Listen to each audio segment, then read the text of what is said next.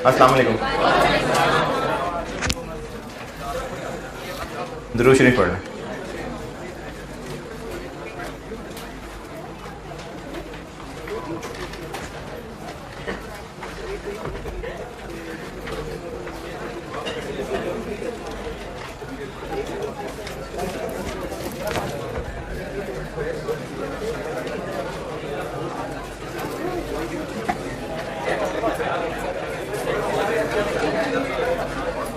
Homework दिया था एक।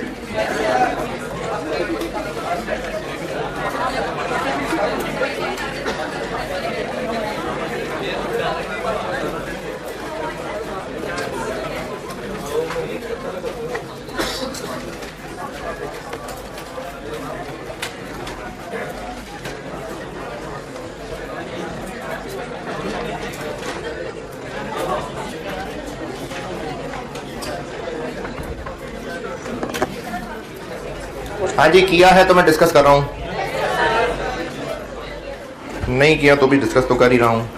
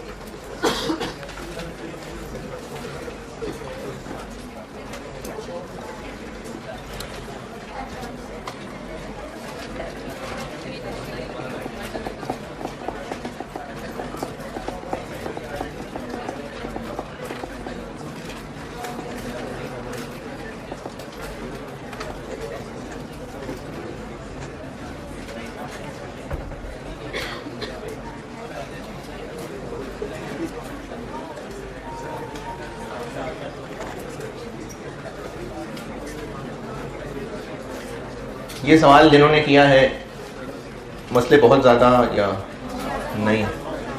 ज़्यादा है नहीं? तेरा जिन्होंने नहीं किया उनको तो खैर मसले कोई नहीं है, लेकिन जिन्होंने किया है मैं डिस्कस करता हूँ। ये सवाल है, इसमें टू द पॉइंट डाटा दिया हुआ बस मैंने। ओपनिंग वर्किंग प्रोसेस और जो है फिनिश गुड दोनों के यूनिट्स हैं और इन दोनों की कॉस्ट है। ओपनिंग वर्किंग प्रोसेस की कॉस्ट, ओपनिंग फिनिश गुड की कॉस्ट। ये क्यों लिखा हुआ है? कि ये एब्जॉर्प्शन की फिगर है और मार्जिनल की बनानी हुई तो इसका 80% ले लेंगे, ये इसलिए लिखा हुआ है। करंट पीरियड कॉस्ट आ गई, closing work in process, closing finish goods के unit, sale price, total admin selling, बस ये सवाल का डाटा है। अब जो वर्किंग्स बनाते हैं वो वैसे ही बना रहे हैं। क्वांटिटीज क्या जो 2 बन जाएंगे, ये बताया था आपको, प्रोसेस वाले के लिए और ये फिनिश गुड वाले के लिए। ये आउटपुट इधर प्रोडक्शन आ गई। कॉस्ट पर यूनिट के लिए कहा था कि ईपी जैसे बनाते हैं वैसे ही है, ये वही है जो बनाते हैं। ईपी में अगर किसी को मसला है तो हाँ वो टाइम नहीं है, टाइम तो मुझे बताएं। कॉस्ट पर यूनिट, ये करंट पीरियड कॉस्ट दी हुई है, ईपी से डिवाइड किया पर यूनिट आ गई। इसके बारे में आपको कहा था कि जैसे प्रोसेस करते हैं वैसे करिए और फिर इसी को मार्जिनल एब्जॉर्प्शन की शक्ल में रीअरेंज कर दें बस। ये 22, ये 16.5, ये मार्जिनल की फिगर, ये 3.3, ये एब्जॉर्प्शन की फिगर। कॉस्ट पर यूनिट और क्वांटिटी स्केड्यूल और इक्विवेलेंट प्रोडक्शन, इसमें कोई मुश्किल परेशानी। फिर हम लोग निकाला करते हैं, कॉस्ट पर यूनिट हो गई, क्वांटिटी स्केड्यूल हो गया। अंडर ओवर अप्लाइड, इस सवाल में कोई इन्फॉर्मेशन ही नहीं है जिससे हम अंडर ओवर अप्लाइड निकालें। और प्रोसेस के जो सवाल आए भी है ना, उसमें भी मुझे कोई ऐसी बात लगी नहीं। हो सकता है शायद वो उसमें अंडर ओवर अप्लाइड डालने ही ना चाहते हो, क्योंकि प्रोसेस के जो भी इस मिक्स करके सवाल हैं उसमें नहीं है कहीं अंडर ओवर अप्लाइड। हो सकता था, वैसे हो सकता था तो उसको यूज करते हैं, लेकिन प्रोसेस कॉस्टिंग में शायद वो ज्यादा कॉम्प्लिकेटेड हो जाए, इसलिए गालिबन नहीं है सवालों में। तो अंडर ओवर अप्लाइड की वर्किंग निकल गई, बाकी यूनिट्स और कॉस्ट पर यूनिट की वर्किंग आ गई। अब इसको इस्तेमाल किया है। हाँ, कॉस्ट ऑफ कंप्लीटेड यूनिट्स एक बात बताई थी कि अब जो कॉस्ट ऑफ गुड्स मैन्युफैक्चर्ड है वो हम ऐसे निकालेंगे। अब रही बात कि ये कैसे निकली है। अगर मार्जिनल के तौर पे सवाल सॉल्व कर रहे होंगे तो ओपनिंग वर्किंग की प्रोसेस हम सिर्फ ये कॉस्ट लेंगे, ये और ये। अगर मार्जिनल का सवाल सॉल्व हो रहा है तो फिक्स्ड कन्वर्जन वाला पोर्शन इग्नोर कर देंगे, इसलिए ये दोनों लिए। और एब्जॉर्प्शन का सवाल करेंगे तो इसको लेंगे।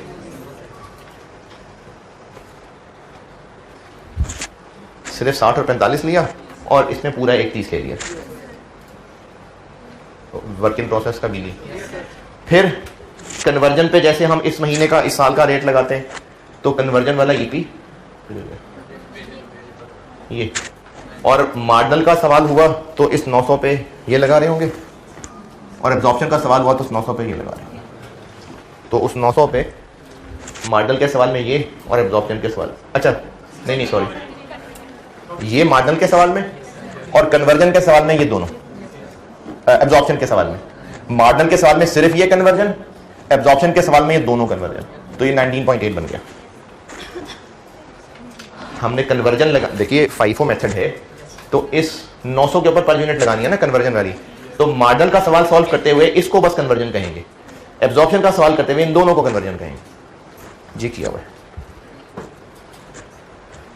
और स्टार्टेड कंप्लीटेड यूनिट जो ऊपर लिखे हैं, मार्जिनल का सवाल है तो ये एब्जॉर्प्शन कहते हैं। ये कॉस्ट ऑफ कंप्लीटेड यूनिट्स, यही COGM है। और इसके बाद फिर जो इनकम स्टेटमेंट की शक्ल होती है वही है। इनकम स्टेटमेंट की हद तक कोई एतराज परेशानी, ये मैंने जो ओपनिंग फिनिश गुड दी थी उनका 80% लिया तो मार्जिनल का ओपनिंग बन गया। अच्छा अब देखिए, ये एब्जॉर्प्शन, ये मार्जिनल, ये एब्जॉर्प्शन, इनका डिफरेंस रिकन्सिलेशन में आएगा, इनका डिफरेंस रिकन्सिलेशन में आएगा, और वर्क इन प्रोसेस का आएगा। इसमें शायद इस क्लास में किसी ने पूछा था, मुझे याद नहीं इसमें पूछा था कि नहीं पूछा था, उस क्लास में पूछा था कि यहाँ फेस पे तो कहीं है ही नहीं वर्क इन प्रोसेस की इन्वेंट्री, फिर हम उसकी रिकन्सिलेशन में क्यों लाइन लिख रहे हैं? तो उसका ना COGM में इंपैक्ट शामिल, वो लिखा तो रिकन्साइल हुआ। ओपनिंग में कैसे? ओपनिंग में वही 25,000, ये ओपनिंग वर्क इन प्रोसेस की कॉस्ट है। मार्जिनल और एब्जॉर्प्शन में किस बात का फर्क है? इसी 25 का, तो ये 25 एज इट इज लिख दिया। देखिए फिनिश गुड्स को तो अभी जैसे मैंने पहले भी बताया, मार्जिनल एब्जॉर्प्शन दोनों की फिगर्स का डिफरेंस है। नई चीज क्या थी कि वर्क इन प्रोसेस में क्या करना है, तो opening work in process absorption वाला और मार्जिनल वाला, इसी 25 का तो फर्क है। ये 25 वहां लिखा। क्लोजिंग वर्क इन प्रोसेस में किस बात का फर्क है? ये क्लोजिंग वर्क इन प्रोसेस है 1800, इन 1800 में मार्जिनल और एब्जॉर्प्शन में किस बात का फर्क है? इसका फर्क है।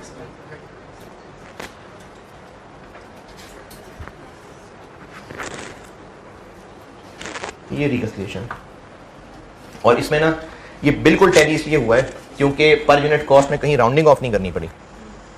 ये पूरा आंसर आया है, मैंने डाटा इस तरह का बनाया था कि ये पूरा आंसर है। अगर ये 16.50134 चल रहा होता तो थोड़ा सा राउंडिंग ऑफ का फर्क आ जाता, तो वो आज वाले होमवर्क में आ जाएगा। ये प्रोसेस मिक्स मार्जिनल एब्जॉर्प्शन है। डन। इसका एक सवाल होमवर्क दे रहा हूं, और वो होमवर्क सवाल है ऑटम 19, लाइट कर दो,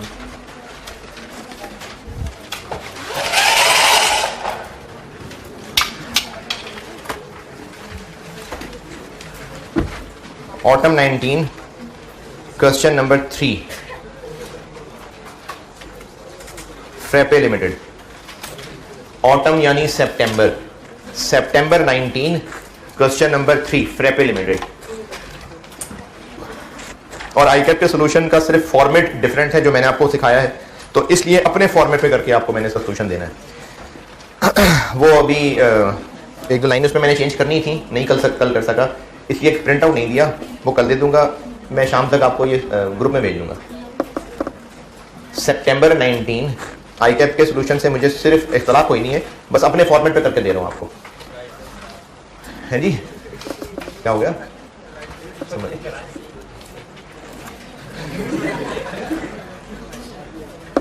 तो इसका सोल्यूशन मैं आपको शाम तक ग्रुप में भेज देता हूँ।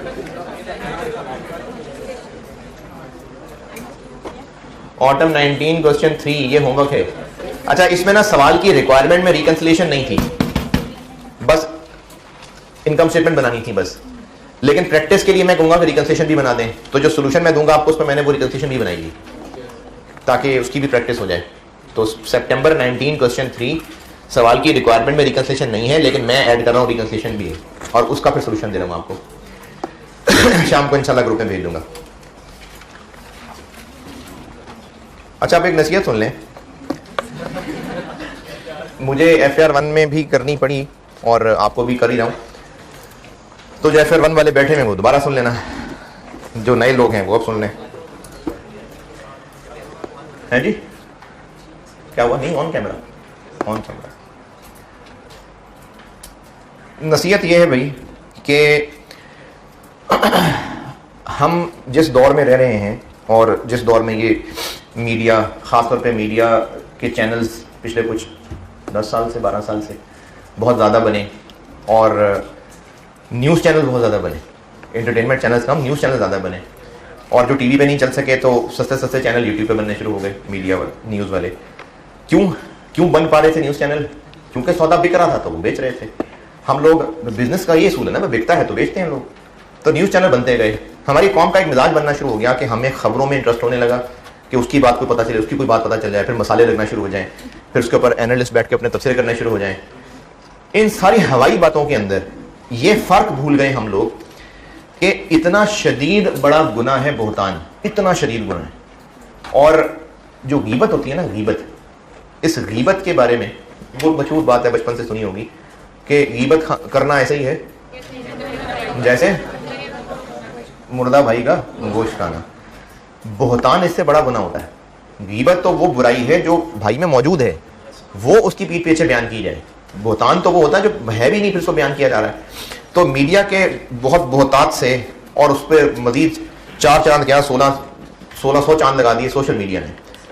सोशल मीडिया से क्या हुआ? सोशल मीडिया से ये हुआ कि आप जो मर्जी आईडी बना के जो मर्जी बात कह दें, एक्सपोज नहीं हो रहे ना। फिर आप जो, जैसे दिल में आप जो मर्जी सोचें, दिल में जो मर्जी सोचें क्या सोचते होंगे, जो मर्जी सोचें, जो मर्जी तस्वीरें बनाएं, जो मर्जी पिक्चर्स बनाएं, कोई आपको उस पर कोई रोक ही नहीं सकता। क्यों? क्योंकि वो एक्सपोज नहीं हो रहा सबके सामने। तो सोशल मीडिया पे आप जो मर्जी कहें, जैसे मर्जी कहें, क्योंकि एक प्लेटफॉर्म मिल गया तो उससे ये खराबी और बढ़नी शुरू हो गई। फिर वीडियो लीक और मैसेज लीक और स्क्रीनशॉट लीक, गंदगियां माशरे में फैलनी शुरू हो चुकी हुई हैं बहुत अरसे से।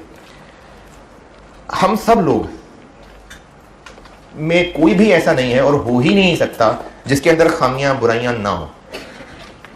और ये भी एक हदीस का मफहूम ही है कि जो लोगों का पर्दा रखता है ना, तो फिर अल्लाह ताला उसका क़यामत वाले दिन भी पर्दा रखेंगे। दुनिया में भी रखते हैं, वैसे क़यामत में भी। तो ये मीडिया, सोशल मीडिया, इससे सब लोगों के बारे में बातें फैलाने का मौका मिल गया, 4 बातें लगा के अपनी बातें बताने का मौका मिल गया। आप नौजवान बच्चे, या मैं आपको आपके लिए नसीहत कर रहा हूँ, ये सारी बात करने का मकसद आपको आपके लिए नसीहत करना है।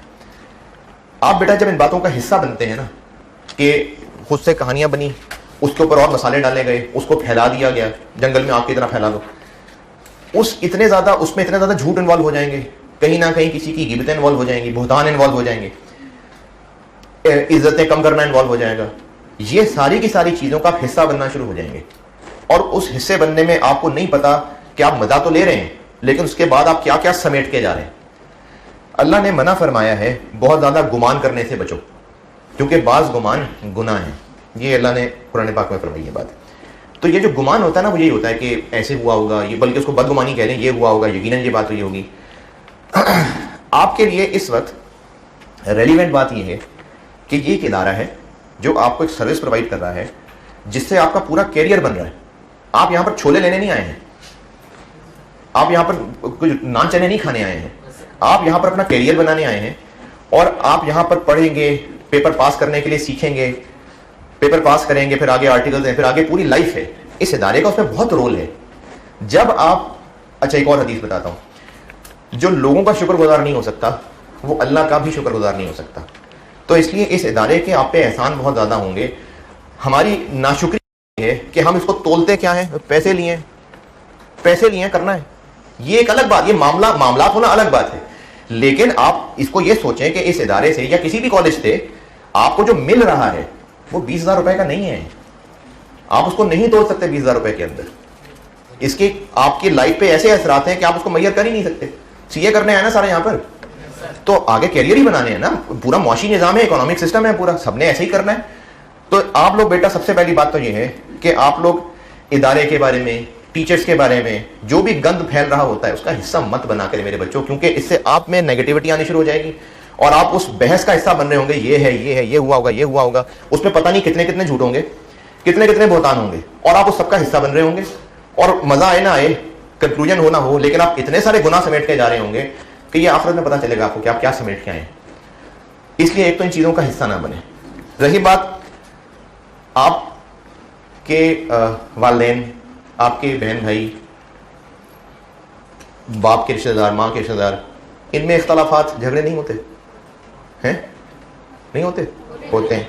अगर आपके बाप और आपके ताया इनमें झगड़ा होता है, किसी बात पे इख्तलाफ होता है, तो अब इसको जरा ना पर्सनलाइज इमेजिन करिएगा। अगर आप एक रीजनेबल खानदानी इंसान है ना अगर आप, तो मेरी इस बात को विजुलाइज करके देखिए, आपके अब्बा और आपके ताया में किसी बात पे इख्तलाफ हो गया।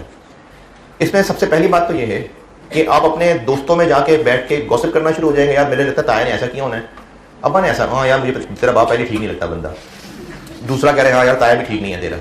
आप ये डिस्कस करेंगे अपने दोस्तों में जाकर? नहीं करेंगे। दूसरी बात, अगर आपके बाप और ताया में इख्तलाफ है, डज इट नेसेसरीली मीन कि दोनों में से कोई गलत है? क्या ये लाजमी है कि कोई गलत हो? नहीं। ये जो हमारे दीन में आगे चल के इख्तलाफात मुख्तलिफ फुकाहा बन गए, मसाइल चलने शुरू हो गए, इसका मतलब कोई गलत है? सारे इख्तलाफ हो सकते हैं चीज़ों के ऊपर। तो इसलिए आपके लिए रेलिवेंट बात मेरे बच्चों सिर्फ इतनी है कि मैं आपका उस्ताद हूँ और मैंने आपको पढ़ाना है और ईमानदारी मेहनत से पढ़ाना है। आप मेरे बच्चे हैं। कॉलेज एक इदारा है जिसने आपको सर्विस प्रोवाइड करनी है। ये आपका कंसर्न ही नहीं है कि मेरे रिज़ाइन की क्या रीज़न हुई होंगी। मैं इस इदारे की बहुत इज्जत करता हूँ, मुझे यहाँ से अल्लाह ने रोज़ी दी है, मैं एहसान फरामोश नहीं हूँ। मुझे इस इदारे से रोज़ी मिली है, मुझे अल्लाह ने मेहनत यहाँ से मेरा रिस्क चलाया है, मैं तो इस इदारे की बहुत कदर करता हूँ।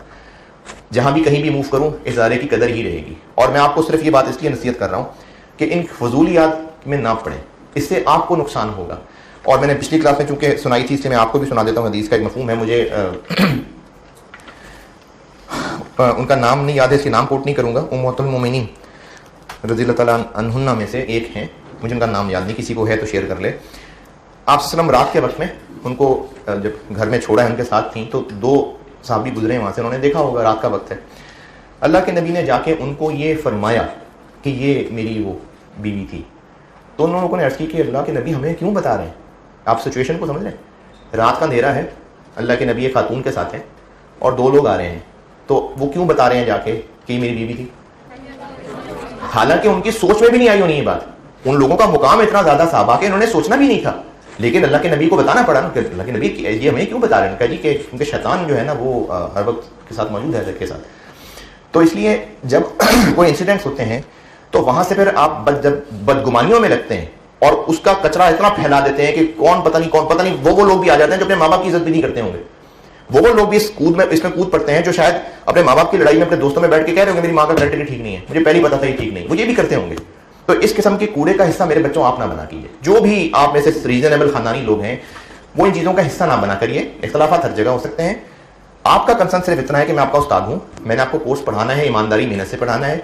ये कॉलेज आपके लिए बहुत रिस्पेक्टेबल जगह है। आपको एहसानमंद होना चाहिए कि आपको अपॉर्चुनिटी मिली कि आप पढ़ सकें और आपके कैरियर के अंदर इस इदारे का रोल होगा। आप जिस स्कूल से पढ़ के आए हैं, आपने जहां से इंटर किया है, जहां आप आगे किसी फर्म में जाएंगे, ये सारे वो इदारे हैं जिन्होंने आपको अपॉर्चुनिटी प्रोवाइड की, तो आपको एहसानमंद होना चाहिए। आप यहां तक कि जिस हॉस्टल में रहे हैं, ना मिलता आपको हॉस्टल, कैसे पढ़ सकते थे आप यहां पर? जिस खाला ने, जिस मामू ने, जिस चचा ने, जिस ताया ने आपको यहां पर अपने घर में रहने दिया है, क्योंकि आपका अम्मी अब्बू का घर बहुत दूर है, तो आप यहां पर किसी रिश्तेदार के घर रह रहे हैं। ना रखते आप क्या करते हैं? आप लोग कोई आसान है सड़कों पे रहना, फुटपाथ पे रहने के? आप सब ऐसे हैं जो फुटपाथ पे रह के अपना करियर बना ले। हमें जिंदगी में इतने लोगों की तरफ से सपोर्ट मिली होती है कि हमें उनका एहसानमंद होना चाहिए। और जो लोगों का शुक्रगुजार नहीं हो सकता, वो अल्लाह का भी शुक्रगुजार नहीं हो सकता। तो college is one of them. इसलिए इस कॉलेज की आप जब तक इज्जत नहीं करेंगे, अपने उस्तादों की इज्जत नहीं करेंगे, खैर नहीं मिलेगी मेरे बच्चों, जिंदगी में खैर नहीं मिलेगी। अच्छा गुमान रखें। हाँ, मैं ये मुझे दो रीजंस की वजह से मैंने आपकी बात की है ऑन कैमरा भी, क्योंकि सोशल मीडिया का दौर है, ये छुट्टी वाली बात तो नहीं है, डिजाइन का तो पता लगना ही था सबको। लेकिन उसके बाद जो गंद मचाना शुरू किया बच्चों ने ग्रुप्स के अंदर, या वैसे तो मैंने फेसबुक छोड़ा हुआ है, मुझे फेसबुक पे मैं और छोड़ के मुझे सांस आती है, मैं सांस ले पा रहा हूं है। तो उससे जितना गंद मचना शुरू हुआ तो मुझे दो जरूरतें लगी। एक तो आपको यह समझाने की कोशिश करना कि इस तरह की हरकतों का आप हिस्सा ना बने, इस तरह के गंद का हिस्सा ना बने, इस तरह की फजूलियात के हिस्से में आपको सिर्फ बदगुमानी करने के गुनाह जरूर मिलेंगे, हासिल कुछ नहीं होना आपको। ना आप जिनके बारे में बातें कर रहे होते हैं ना उनके आप लोग गुनाह नेकियां कम करवा सकेंगे, उनके गुनाह जरूर अपने पल्ले ले लेंगे, उनके गुनाह ले लेंगे आप अपने पल्ले। तो इसलिए इस किस्म की फजूलियात का हिस्सा ना बना करें। आपके लिए आपके उस्ताद भी रिस्पेक्टेबल हैं और जिस कॉलेज का आप हिस्सा हैं पहले रहे, वो बेटे एक रिस्पेक्टेबल जगह है आपके लिए। ये एक सेकेंडरी चीज है कि आपने फीस पे की है तो एक फाइनेंशियल मामला है, ये बिल्कुल एक सेकेंडरी चीज है। इवन देन आप लोगों ने इस बात को शायद ऑब्जर्व किया हो कि आप या आपका कोई जानने वाला रिश्तेदार बहुत बीमार, बिल्कुल बिस्तर पे, सर्जरी, डॉक्टर ने इलाज किया, ठीक हो गया, तो अब उस डॉक्टर के साथ जो रवैया होगा वालिदैन का या उसके अजीज़ो वकारब का, तो वो किस तरह का होगा? शुक्रगुजार होगा ना। हालांकि फीस दी थी भाई, डॉक्टर ने एहसान तो नहीं किया, डॉक्टर को तो फीस दी थी, तो एहसान तो नहीं किया डॉक्टर ने पैसे लिए हैं। और आप हॉस्पिटल से कैलकुलेशन करवा के देख लें, डॉक्टर को फीस अच्छी खासी दी गई होगी क्योंकि वो प्रोफेशनल है, he should have earned a lot of money, बिल्कुल प्रोफेशनल, भाई देखें इकोनॉमी है पूरी। लेकिन फिर भी क्यों शुक्रगुजार हो रहे हैं उसके?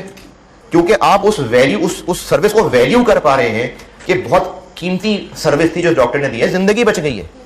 तो आप जिस प्रोफेशन के अंदर हैं उस प्रोफेशन में कॉलेजेस, उस प्रोफेशन के टीचर्स आपको 15-15 हज़ार की सर्विस दे रहे हैं, ये औकात है आपकी नजर में इस सर्विस की, आपका कैरियर बन रहा है, आपकी लाइफ आगे चेंज हो रही है, तो ये कोई डॉक्टर की सर्विस से कम सर्विस तो नहीं है। तो आप जब तक शुक्रगुजार नहीं हो सकते तो आप बेटे खैरें नहीं ढूंढ सकते। तो इसलिए आप एक तो इन चीज़ों का हिस्सा ना बने, इन बहसों का हिस्सा ना बने, अपनी पढ़ाई से काम रखें, इधर उधर बातों में शामिल ना हो कि ये ऐसे हो गया, वो ऐसे हुआ होगा, ये ऐसे ही थे, ये ऐसे ही थे, इस तरह मत करिए। आप सिर्फ जिनके बारे में भी बातें कर रहे हैं उनके गुनाह ही अपने पास डाल के लेके जा रहे हैं, ये हो रहा है। ये आप जिस भी मसले से ताल्लुक रखते हैं आप उलमा से पूछ लीजिएगा इस बात को कि आप जिनके बारे में भी फजूलियात बोले जा रहे हैं उनके गुनाह आपने लेने शुरू कर दिए। दूसरी रीज़न मेरी इस बात को करने की ये थी, जिसकी वजह से मैंने वो हदीस आपके सामने उसका मफहूम बताया कि अल्लाह के नबी को ये बात बताई हमारे लिए, क्योंकि शैतान मौजूद है। तो जो बच्चे मुझे फॉलो कर रहे होते हैं, मुझसे इंस्पायर होते हैं, मुझे रोल मॉडल बना रहे होते हैं, कई बच्चे होते हैं, तो मुझे उनको ये बात बतानी ज़रूरी लगी कि पैसा is not at all the reason, बिल्कुल भी नहीं रीज़न है। होंगे कोई इख्तलाफ, और जब भी कहीं इख्तलाफ होते हैं तो लाजमी है कि गलत हो नहीं, तो इसलिए आप इसके ऊपर बेकार डिस्कशन में इन्वॉल्व भी मत होइए। होगा कोई इख्तलाफ यकीनन, लेकिन मैं इतना ज़रूर तसल्ली के लिए बता रहा हूँ जो बच्चे मुझे फॉलो कर रहे होते हैं कि पैसे रीज़न नहीं, बिल्कुल भी रीज़न नहीं, और होंगे कोई इख्तलाफ। तो इसलिए आप इस बहसों में मत पड़िए, इस तरह के बेकार मीम्स मत बनाइए, क्योंकि फन लग गया ना हाथ में, लोग मीम बनाने शुरू कर देते हैं। और अभी रिसेंटली चूंकि वाक़या हुआ इसकी मैं वो मिसाल बता रहा हूँ। आमिर लियाकत एक पब्लिक फिगर, एक सेलिब्रिटी, जो भी मसाइल हुए, जहाँ जो भी गलतियाँ थीं, मीम बनने शुरू हो गए, बेइज्जती करनी शुरू कर दी, लोगों ने जलील करना शुरू कर दिया। अल्लाह ना करे कि आप कभी उस पोजीशन में फंसें जिसमें आपके खिलाफ मीम बनने शुरू हों। किसी की इज्जत गिरा देना और उस पर हंसना शुरू कर देना बड़ा आसान है, लेकिन जिस पर यह बीत रही होती है ये वो जानता है कि कितना तकलीफ दे होती है। तो इसलिए आप लोग दूसरों के बारे में कीचड़ उछालना, उनके बारे में कहानियां बना के, जस्ट गॉसिप्स, मजे के लिए मसाले डाल के दूसरों, तुझे पता है ये हुआ असल में, मेरे पास पूरी खबर है, करते करते आप बातें फैलाते जाएंगे और आप सारे के सारे उस गंद का हिस्सा बनना शुरू हो जाएंगे जिसने भी ये गंद क्रिएट किया था, और उसका हासिल आपको गुनाहों के अलावा कुछ नहीं मिल रहा होगा। तो इसलिए इस डिस्कशन को एंड करिए, इसकी बहस मत करिए। आपका कंसर्न सिर्फ इतना है कि आपको इंशाअल्लाह पूरी ईमानदारी के साथ कोर्स कंप्लीट ही करवाऊंगा। और इसके लिए मैं सिर्फ रेफरेंस के लिए बता रहा हूँ कि जब मैंने लास्ट टाइम भी रिजाइन किया था पैक से, तो उस आखिरी बैच में मेरे कोर्स में सर्टिफिकेट आया था, आखिरी बैच के अंदर, जिसको रिजाइन के बाद 3 महीने पढ़ाया, 2 महीने, तो उसमें सर्टिफिकेट था। तो ये मैं आपको अपनी तरफ से इतना कह सकता हूँ कि मैंने हलाल रिस्क कमा के खाना है, मेरा काम। अच्छा, ये तो सिर्फ हलाल रिस्क का मामला नहीं है, वो तो मेरे मेहनत करने से हो जाएगा, लेकिन आप मेरे बच्चों की तरह हैं, तो मैं ऐसा नहीं कर सकता कि आप लोगों के जो कोर्स है उसके साथ मजाक हो जाए, नहीं, ऐसे नहीं होगा। तो मेरी तरफ से तो मैं अपनी पूरी एफर्ट ही करूंगा। तो आप बस इस बहस में, इस बेकार के अंदर मत पड़िए, ना ही मजाक के एंगल में, क्योंकि जब आप इस चीज़ को मजाक के एंगल में करेंगे तो वो मजाक फिर रुकता नहीं है, फिर वो कहीं से कहीं बढ़ना शुरू हो जाता है। एक बड़ों से एक चीज़ सीखी है कि जिस चीज़ को ख़त्म करना है उसका तस्करा ख़त्म कर दें, और जिस चीज़ को जिंदा रखना है उसका तस्करा जिंदा रखें। तो यही है जो मीडिया ऐसा करता है। तो आप लोग इस चीज़ों को छोड़ दें। आपका काम, आपका कंसर्न आपके कोर्स से है, वो इंशाल्लाह मिलेगा। और दूसरों की बुराइयों के अंदर, दूसरों के टो में लग के चीज़ों को निकालना, खींचना, उसको बिल्कुल बहस के अंदर डाल लेना, ये हरकतें मत करिए। मार्डन एब्जॉर्प्शन का सवाल ऑटम 19 क्वेश्चन 3 ये होमवर्क है, आपको सोल्यूशन में पीडीएफ में शेयर कर दूंगा और आप लोगों के कोर्स में रख दूंगा। स्टैंडर्ड कॉस्टिंग मैंने एक कार्ड बना के दिखाया था।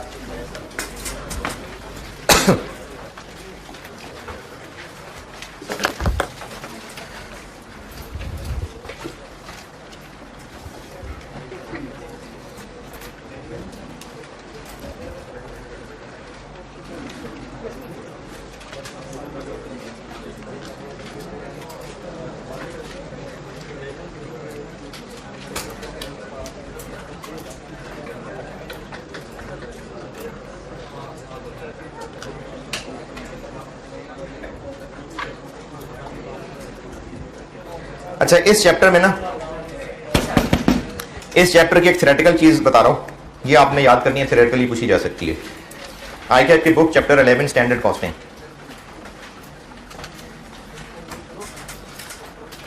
चैप्टर 11 है और पेज नंबर 347, पेज 347 तकरीबन एक पेज का टॉपिक है। 1.5 टाइप्स ऑफ स्टैंडर्ड्स, 4 टाइप्स हैं, 3 इस पेज के ऊपर हैं, एक अगले पेज पे गई हुई है। 1.5 हेडिंग है टाइप्स ऑफ स्टैंडर्ड्स। ये आपने याद करना, थ्योरेटिकली आपसे पूछा जा सकता है क्या? मैं आपको समरी बता देता हूँ। स्टैंडर्ड कार्ड कब बन रहा है? साल के शुरू में, नॉर्मली हर साल बनेगा ताकि हर साल की महंगाई का इम्पैक्ट ले सकें। और क्या क्या होगा इसमें? क्वांटिटीज भी होंगी और अमाउंट्स भी होंगी, ताकि दोनों का एक टारगेट सेट रहे कि कितने किलो और कितने रुपए वाला किलो, कितने आर्स और कितने रुपए वाले आर्स। तो ये सारा कुछ स्टैंडर्ड बन जाता है। स्टैंडर्ड क्यों बनाया जा रहा है? क्यों बनाया जा रहा होगा? ताकि क्वालिटी को और कॉस्ट को कंट्रोल किया जा सके, परफॉर्मेंस को फिर बाद में मेजर किया जा सके, इसलिए बन रहा है स्टैंडर्ड। जैसे आप अगस्त में अपने जब एग्जाम्स की तैयारी शुरू करेंगे तो कोई स्टैंडर्ड बनाएंगे आप, बनाना चाहिए कि किस दिन कितना कितना पढ़ना है, किस चैप्टर के कितने सवाल करने हैं, ये बनाएंगे आप। अच्छा, एक ये स्टैंडर्ड होगा कि आप कहेंगे कि 2 घंटे में प्रोसेस कॉस्टिंग हो जाएगी और क्योंकि मैं बिल्कुल कंसंट्रेशन के साथ पढ़ूंगा या पढ़ूंगी, कोई गलती भी नहीं होगी, कैलकुलेटर खराब नहीं होगा, कहीं से ना मुझे वॉशरूम जाना होगा, ना कोई फैमिली मसला होगा, बड़े आराम से, मोबाइल तो होगा ही, मोबाइल क्या होता है मुझे नहीं पता, कोई मसला ही नहीं होगा, बिल्कुल सब स्मूथली चलते चलते ये टॉपिक इतने दिन में, ये इतने दिन में, ये बस हो गई तैयारी। एक ये स्टैंडर्ड है। तो ये तो ना करने वाली बात है। इसको कहते हैं आइडियल स्टैंडर्ड, कि अगर सब कुछ आइडियल हो, कोई वर्कर निकम्मा ना हो, कोई टाइम जाया ना हो, कोई मटेरियल खराब ना हो, कोई अनइवन महंगाई ना आ जाए, बिल्कुल सब कुछ आइडियल चले, तो क्या होना चाहिए? इसको आइडियल स्टैंडर्ड कहते हैं। अटेनेबल क्या होता होगा? अटेनेबल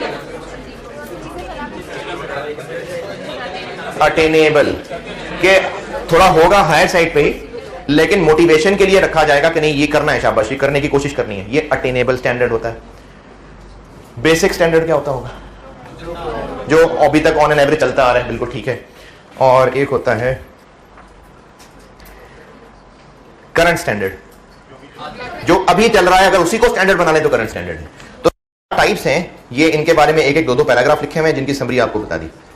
तो ये चैप्टर 11 पेज 347 हेडिंग 1.5, ये इस चैप्टर में से करना है जी।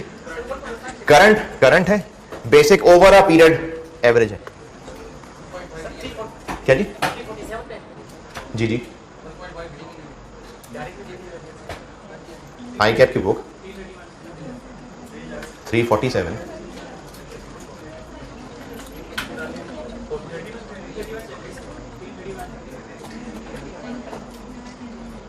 पुरानी है ना ये? 347 पे यार।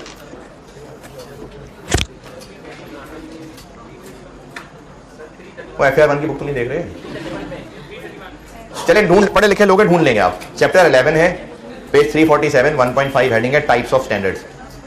इस चैप्टर में से बस इतना ही है।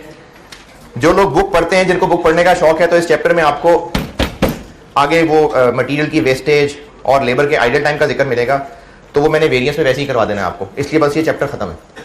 इस चैप्टर से बस ये एक थ्योरेटिकल टॉपिक लेना था और स्टैंडर्ड कार्ड की शक्ल बना के दिखानी थी आपको, बस ये स्टैंडर्ड वाला टॉपिक खत्म।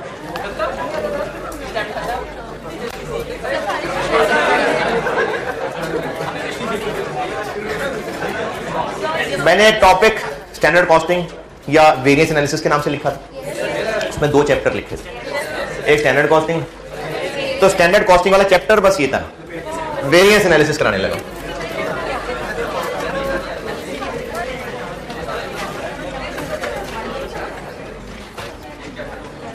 वेरिएंस एनालिसिस जी,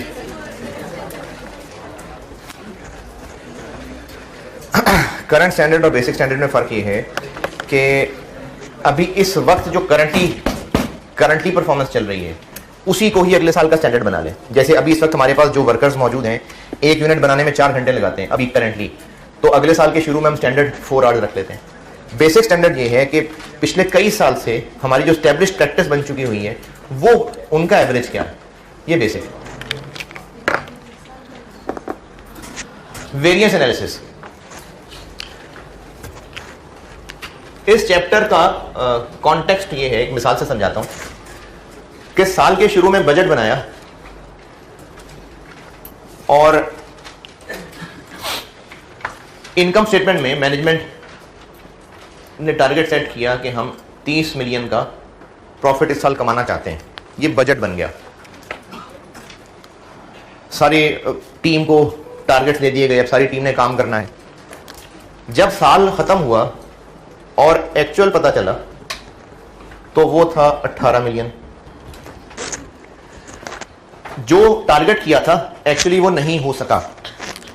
ये जो 12 मिलियन का डिफरेंस आ गया, ये डिफरेंस यानी हमारा टारगेट पूरा नहीं हो सका, जब तक इसकी रीजंस नहीं ढूंढेंगे तो फिर आइंदा भी हम इस डिफरेंस को दूर नहीं कर पाएंगे।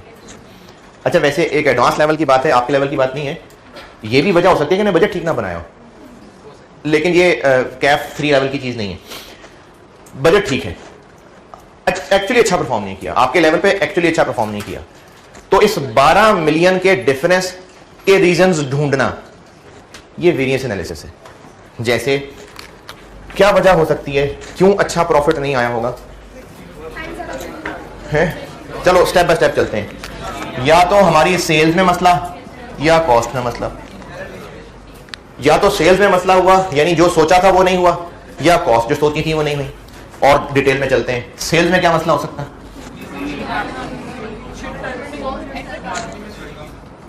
नहीं, मार्केटिंग नहीं कर सके तो हुआ क्या, यानी सेल्स से क्यों फर्क आया?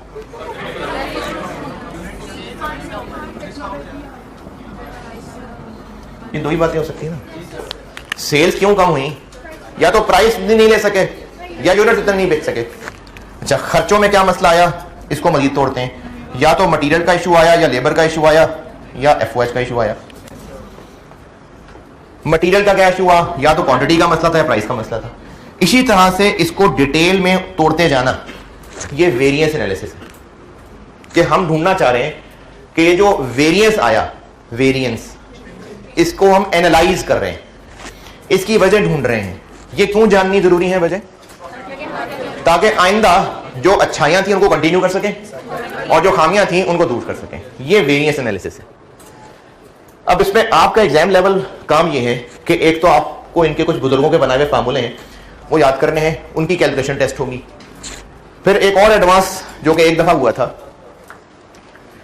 कि उस पर डिस्कशन भी करनी पड़ गई थी कि वेरिएंस अगर ऐसा आया है तो क्या वजह हो सकती है।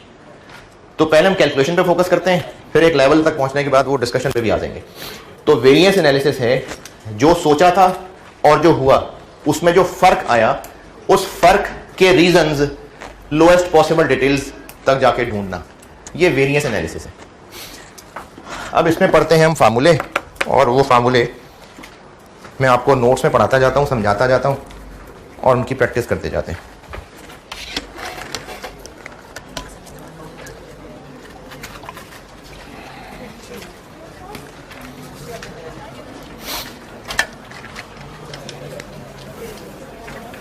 अब सवाल यह है कि कौन से नोट्स?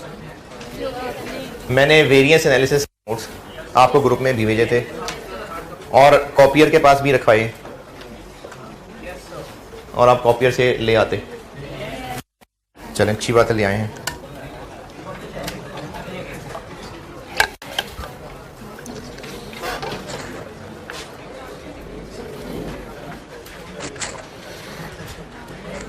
ये अगर किसी ने ये शाखें बनानी हो तो मर्जी है, अगर शाखें बनाई है तो वो कहानी भी लिखना कि इस डिफरेंस के रीजंस को जिस हद तक भी डिटेल में जा सकते हैं उन रीजंस को ढूंढना, ये वेरिएंस एनालिसिस है।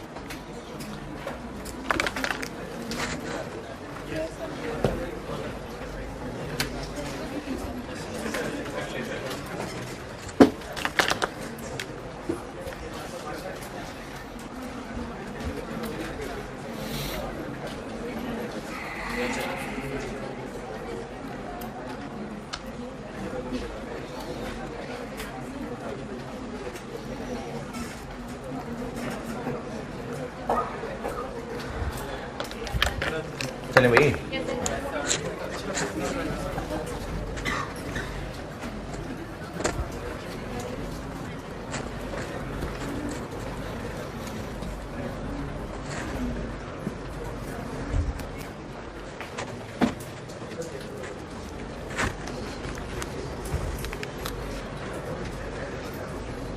कॉस्ट वेरिएंसेस देखते हैं पहले कॉस्ट वेरिएंसेस करते हैं। अच्छा, फार्मूले चूंकि मैंने वहां लिखे हुए हैं सारे नोट्स में, तो बोर्ड पे मैं समझाऊंगा, बस फार्मूले वहां लिखे हुए हैं, आप समझिए और फार्मूले वहां पढ़ लीजिए जो पढ़ाऊंगा। वेरिएंस का कॉन्सेप्ट दोबारा सुन लें कि वेरिएंस का कॉन्सेप्ट ये है कि जो सोचा था हमने कि होना चाहिए और जो असल में हुआ है, तो उसका फर्क, ये वेरिएंस है। और रीजंस डिटेल तक ढूंढते जाएंगे कि कितना फर्क रेट चेंज होने की वजह से पड़ा, कितना फर्क यूनिट ज्यादा लगने की वजह से पड़ा, उसको हम तोड़ते जाएंगे। तो इसके लिए कुछ फार्मूले बनाए हैं बुजुर्गों ने, वो फार्मूले पढ़ने लगे हम। अरे वाह, जबरदस्त।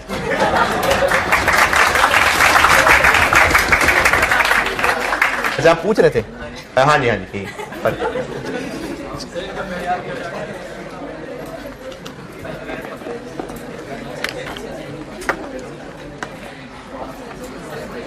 जी,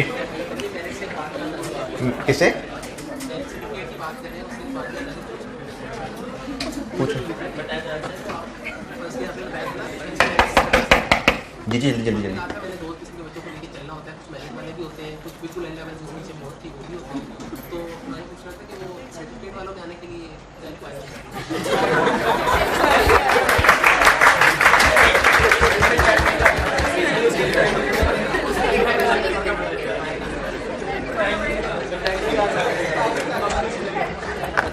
अच्छा, इसका सीरियस जवाब ये है, हाँ नहीं नहीं बिल्कुल, मेरा सीरियस जवाब ये है कि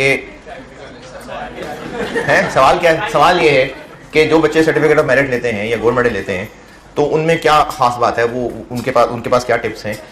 तो जितने भी अब तक हैं मेरे के पास कोई टिप नहीं। ये क्या हो रहा है? कोई ऐसे टिप नहीं है, कोई ऐसा क्राइटेरिया नहीं है कि बस ये 4 काम कर लो तो सर्टिफिकेट आ जाएगा, ऐसा कुछ नहीं है। आपका काम कॉन्सेप्ट समझना, अपनी बेस्ट एफर्ट करना, क्लास वर्क होमवर्क सब पूरी तरह करना, टेस्ट देना, आपका काम एफर्ट करना है, मेरा काम एफर्ट करना है। अब उसके बाद एंड पे कौन उस दिन परफॉर्म कर पा रहा है, किसके लिए अल्लाह ने ये लिख रखा है, वो मेरे कंट्रोल में है ना। यानी मैं ये नहीं कह सकता हाँ ये वाला बच्चा जो ना वो ये काम कर ले तो सर्टिफिकेट आ जाएगा, नहीं। मेहनती होना चाहिए, काबिल होना चाहिए, बिल्कुल होना चाहिए, लेकिन कोई और खास टेक्निक नहीं। बस कर यार बस।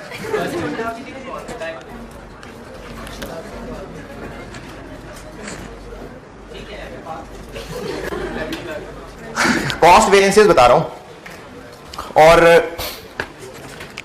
कॉस्ट वेरिएंसेस में जितने भी फार्मूले होंगे उनके लिए एक बेसिक बात ये सबके लिए आप याद रख लें कि हम कॉस्ट वेरिएंसेस जो भी फार्मूले कैलकुलेट करेंगे वो सब के सब कैलकुलेशंस हो रही होंगी for actual finish goods production during the year. दोबारा, हम कॉस्ट वेरिएंसेस जो भी निकालेंगे हम वो किसी ना किसी बेस पे कुछ ना कुछ कैलकुलेशंस तो कर ही रहे होंगे ना, फार्मूले कुछ ना कुछ होंगे।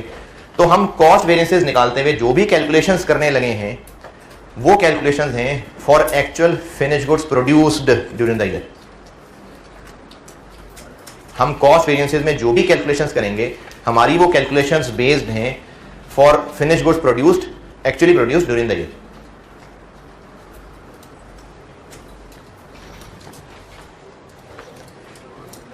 इसका कोई मतलब समझ नहीं आया बस लिखें, फार्मूले पे जाऊंगा तो बताऊंगा कि इसका मतलब क्या था। दोबारा सुन लें, हम कॉस्ट वेरिएंसेस में जो भी कैलकुलेशंस करने लगे हैं वो सारी कैलकुलेशंस हैं for actual finish goods produced during the year.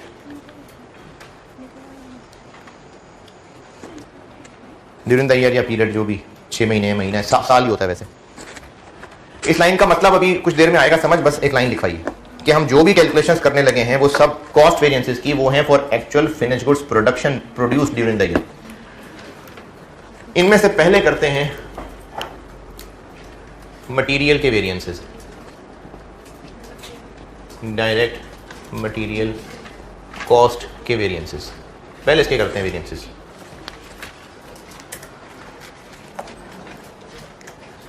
Notes में पहले पेज पे आइए।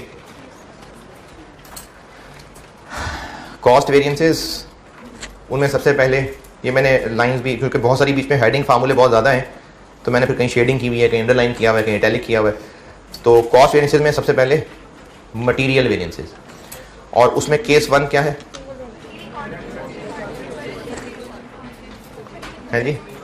इसका मतलब है कि इस साल में हमने जितने किलो मटेरियल खरीदा उतने ही किलो यूज भी किया, ये केस 1 है। और केस 2 ये है कि ऐसा नहीं है कि मटेरियल परचेज और यूज बराबर नहीं है। तो पहले केस 1 बता रहा हूं कि मटेरियल जितना खरीदा इस साल में उतने ही किलो यूज भी हुआ। एक मिसाल से वो 3 फार्मूले समझाता हूं, पहले समझिएगा फिर उस नोट पे जाएंगे।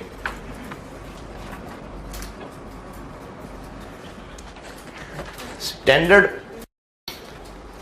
कार्ड में ये सेट किया हुआ था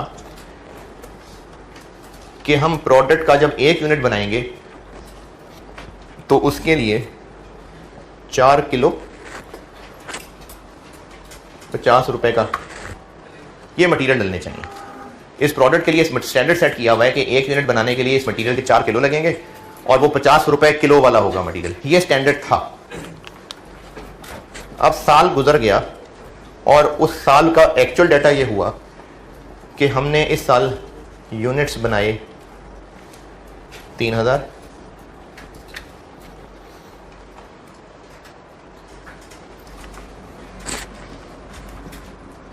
और मटेरियल जो ख़रीदा और इस्तेमाल भी हुआ वो हुआ 12,800 किलो, जो कि मिला 54 रुपए का। ये स्टैंडर्ड बनाया था और साल का जब एंड आया तो उस पूरे साल की परफॉर्मेंस ये है कि 3000 यूनिट्स बनाए हैं और इनके लिए इतने किलो मटेरियल इतने रुपए किलो वाला। ये डेटा है।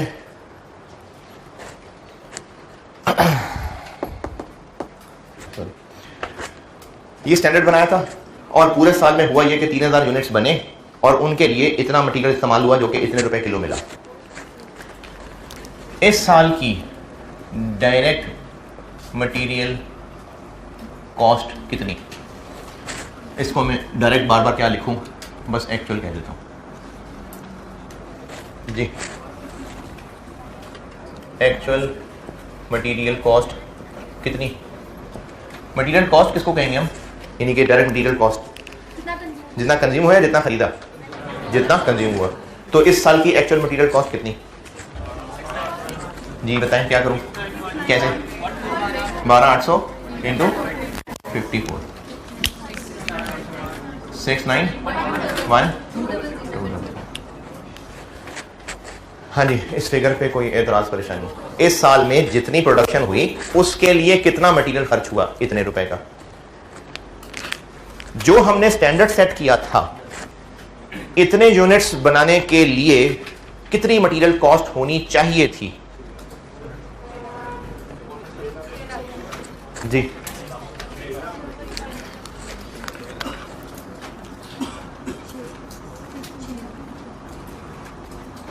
जी कैसे निकालूं? देखें, हमने 3000 यूनिट्स बनाए हैं, इतने किलो लगे, इतने रुपए किलो वाला। अब मैंने ये पूछा है कि इतने यूनिट्स बनाने के लिए कितनी मटेरियल कॉस्ट लगनी चाहिए थी? देखें, 3000 यूनिट्स बनाने के लिए 12,000 किलो लगने चाहिए थे। 12,000 कैसे? और 1 किलो कितने का होना चाहिए था? 6 लाख।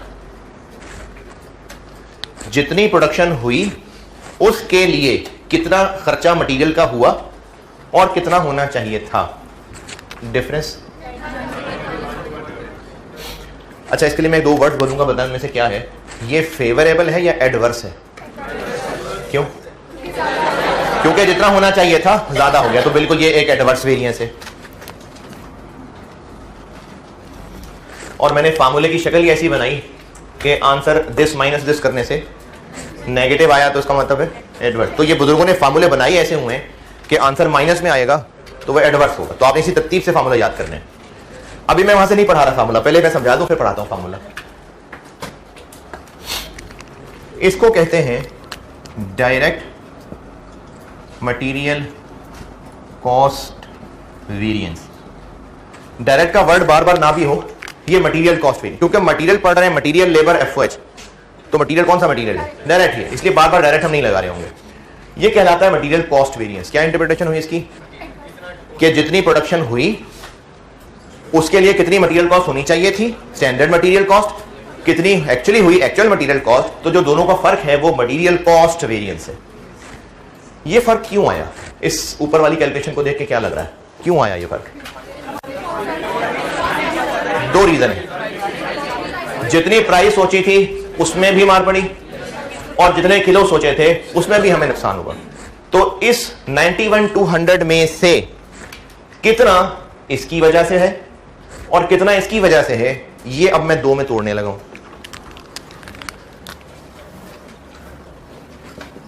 12,800 हमने 54 के खरीदे, कितने के खरीदने चाहिए थे?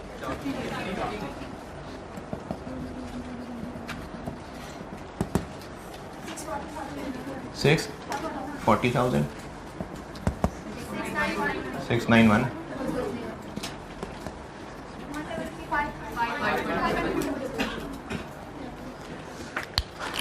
इसमें मैंने क्या असेस किया है कि प्राइस चेंज की वजह से क्या नुकसान है। इसको कहते हैं material price variance.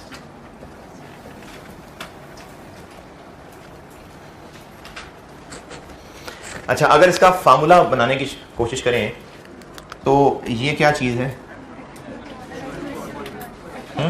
Actual quantity. ये क्या है? ये स्टैंडर्ड प्राइस है, लेकिन प्राइस का वर्ड ना मेनली हम सेल में यूज करेंगे, तो स्टैंडर्ड कॉस्ट। ये क्या है? ये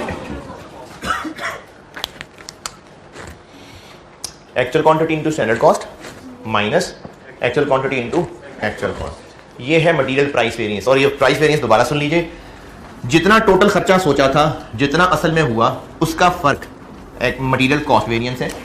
अच्छा, ये इन सारी कैलकुलेशंस को हम बात कर रहे हैं इन 3000 यूनिट्स के लिए। ये बात की थी मैंने अभी कि हम जो भी कॉस्ट वेरिएंसेस में कैलकुलेशंस करेंगे वो सारी कैलकुलेशंस किन के लिए हो रही होंगी? जो एक्चुअल फिनिश गुड्स प्रोड्यूस्ड हुई हैं। तो इसलिए ये 3000 के लिए सारी कैलकुलेशन है कि इन 3000 के लिए कितना खर्चा होना चाहिए था, कितना हुआ। ये मटेरियल कॉस्ट वेरिएंस है और इसको तोड़ना है 2 में, क्योंकि पर किलो रेट भी चेंज हुआ किलोज भी चेंज हुए। अभी मैंने इस वक्त क्या इफेक्ट देखा है, इसको मटेरियल प्राइस वेरिएंस कहते हैं। दूसरी क्या रीजन है, यानी 12,000 किलो लगने चाहिए थे, 12,800 लगे। रेट क्या लगाऊं? अच्छा, रेट लगाना क्यों है? क्योंकि ये सारे जो वेरिएंसेस हम कैलकुलेट कर रहे होंगे ना, ये हमने रुपीज में करने हैं कैलकुलेट। क्योंकि मैंने बात यहां से शुरू की थी कि इतने रुपए बजट सोचा था, इतने रुपए हुआ, तो ये सारा कुछ जो हम वेरिएंस कैलकुलेशन करेंगे ये रुपीज में निकलेगा अल्टीमेटली। तो किलो को रेट से मल्टीप्लाई करेंगे तो रुपए आएंगे ना। तो अब मैं यहां पर रुपए के लिए रेट कौन सा लगाऊं, 50 या 54? हाँ जी, क्यों 54?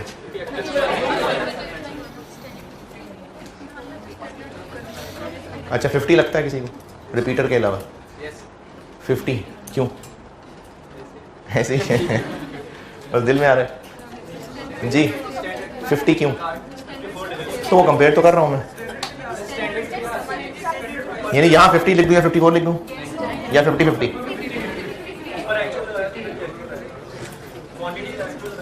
कहाँ एक्चुअल है? नहीं, ये और फार्मूला था, अब ये अलग लगा रहा हूं, वो काला था नीला है। रेट 50 के 54? अगर यहां 54 लिख दिया तो ये जो अभी हम रेट का महंगे होने का फैक्ट ले चुके वो फिर उसके अंदर शामिल हो जाएगा। देखें, हमने यहां पर जब रेट का डिफरेंस लिया तो 54 महंगा रेट था, हमने उस महंगा रेट होने का फैक्ट देख लिया। अगर इस कैलकुलेशन में फिर से 54 ले लिया तो हम फिर से महंगा रेट ले रहे होंगे। तो हम तो अभी सिर्फ क्वांटिटी का फर्क देखना चाह रहे हैं, तो इसलिए 54 नहीं 50 आएगा। और जिनके ऊपर से जाए फार्मूले हैं, करना ऐसे ही है। इसका आंसर 640 40। अच्छा, इसका फार्मूला बनाते हैं। ये क्या है? Actual quantity. ये क्या है? स्टैंडर्ड क्वांटिटी का कॉन्सेप्ट ये है कि जितने यूनिट्स, ये लिखी हुई मैंने अंग्रेजी, जितने यूनिट्स फिनिश गुड्स के एक्चुअली बने स्टैंडर्ड के मुताबिक, उसके लिए कितने किलो मटेरियल लगना चाहिए था। ये लिखा हुआ मैंने, दोबारा सुने। फिनिश गुड्स जितनी एक्चुअली बनी, यानी 3,000 यूनिट्स, कितने मटेरियल किलो लगने चाहिए थे, ये होता है SQ। ये क्या है? Standard cost. तो इसमें हम लोग किस चीज का वेरिएंस देख रहे हैं? तो इसको कहते हैं मटेरियल क्वांटिटी वेरिएंस।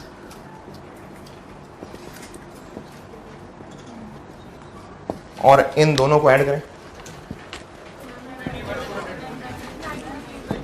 तो मटेरियल कॉस्ट वेरिएंस को इन दो वेरिएंस में तोड़ा है। मटेरियल कॉस्ट वेरिएंस है कि जितने यूनिट्स बनाए उनके लिए कितने रुपए मटेरियल कॉस्ट आई और कितने रुपए मटेरियल कॉस्ट आनी चाहिए थी, ये मटेरियल कॉस्ट वेरिएंस है। लेकिन ऐसा क्यों हुआ? प्राइस की वजह से इतना, क्वांटिटी की वजह से इतना। तो इसको अगर formula AQ into SC minus AQ into AC, और इसका फार्मूला क्या बना? SQ into SC minus AQ into SC। अभी शुरू है ना, तो आपको ये फार्मूले याद करने में मुश्किल होगी, लेकिन प्रैक्टिस से ये नहीं, सिर्फ प्रैक्टिस से नहीं, करने तो याद ही पड़ेंगे, लेकिन प्रैक्टिस से बेहतर हो जाएंगे। केस 1, तीनों फार्मूले देख ले, ये लिखे हुए हैं। केस 1 के नीचे तीनों फार्मूले, और उन तीनों फार्मूलों के सामने जो डब्बा बनाया हुआ मैंने, जिसमें AQ, SQ, AC, SC, ये डिफाइन किए हैं क्या है। केस 1 तीनों फार्मूले पढ़ लीजिए, और जो सामने डब्बा बना है ये भी पढ़ लीजिए।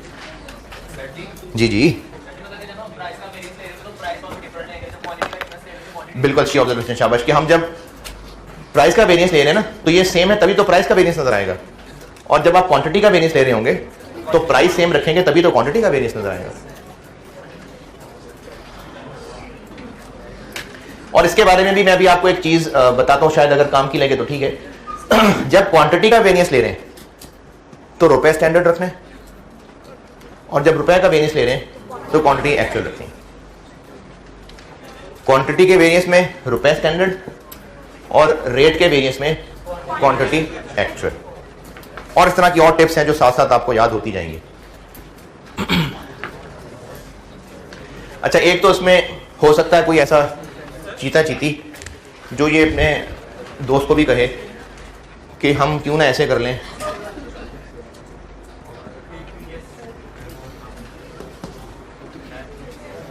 हो सकता है कि नहीं हो सकता? हो सकता है। तो आपको अगर लगे कि सर को नहीं पता था, मैं तुझे बताता हूँ क्या होता है, तो ऐसे बिल्कुल हो सकता है। लेकिन मैंने इंटेंशनली इसको इस शक्ल में रखा है क्योंकि क्या हुआ समझ नहीं आई, पूछा मुझे, मैंने इसको इस शक्ल में कहा है ना, तो मैंने इंटेंशनली ऐसे रखा है क्योंकि कुछ सवालों के अंदर हमें ये पूरी टोटल फिगर दी हुआ करेगी, तो दिस इंटू दिस करके ये पूरी फिगर माइनस कर लेंगे। तो ये तीनों फार्मूले देख लें, तीनों फार्मूले नहीं परचेज नहीं, अब ये केस 1 है, परचेज यूज्ड बराबर है।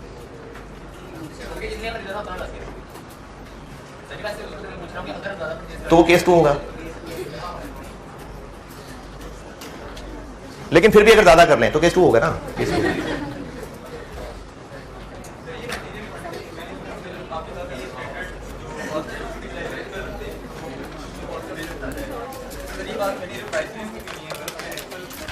अच्छा चलें, नॉलेज के लिए ऐसी बस एक जादू दिखा रहा हूं, बस छुट्टी। ये क्या है, ये क्या है, ए क्यू एस क्यू,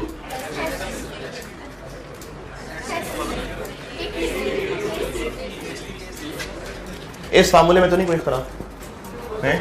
नहीं।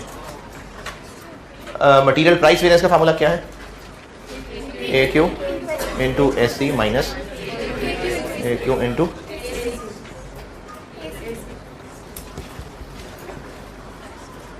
ये price variance plus material quantity variance का फार्मूला क्या है,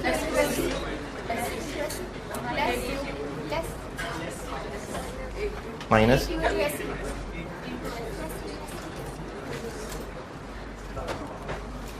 इसको देखें कुछ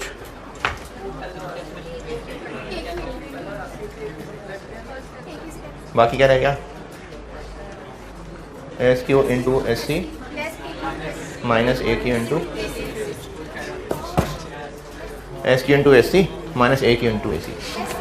तो अगर आप वो रेट चेंज कर लेंगे ना तो फिर ये नहीं होगा, है क्या नहीं पता चला, कुछ नहीं कहा मैंने, ये 3 फार्मूले याद कर लें। चले ठीक है जी, अल्लाह हाफ़िज़।